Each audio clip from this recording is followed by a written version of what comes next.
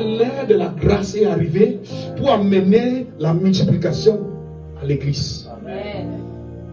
Et ce message de grâce n'est pas là pour condamner les gens.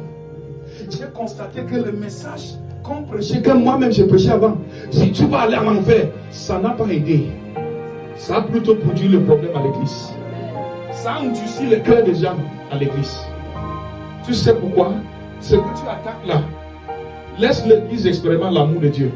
L'amour de Dieu va les contraindre de faire certaines choses. Amen. Va l'empêcher de faire certaines choses. J'ai un fils qui est au Canada aujourd'hui. Sa famille l'avait rejeté parce qu'il était un soulard. Il dormait dans les rigoles tous les jours. Sa famille m'a donné. Et tous les jours, il attendait qu'un jour je lève pour l'insulter que tu es un soulard. Je n'ai jamais eu une parole comme ça. Lui-même, il venait me dire, pasteur, aujourd'hui, de boire, oui, j'ai bu 7. J'ai dit, la grâce de Dieu va t'aider. Demain, après 3 semaines, il revient dire que je bois maintenant 5. J'ai dit, waouh, gloire à Dieu.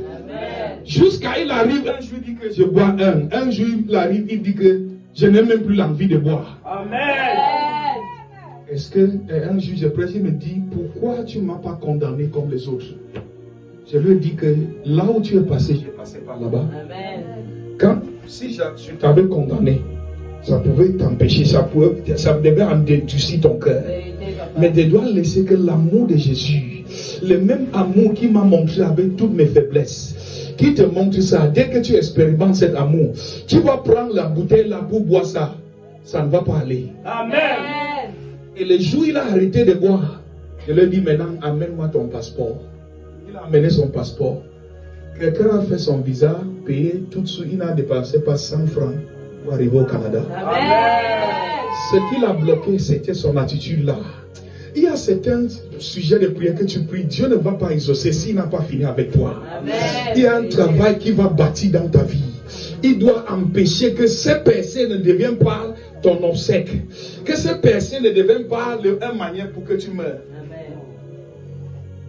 Un artisan, un réveil authentique est un prédicateur de la bonne nouvelle. Amen. Ça s'appelle la bonne nouvelle. Amen. Et la Bible dit, bénis sont les pieds de ceux qui amènent la bonne nouvelle.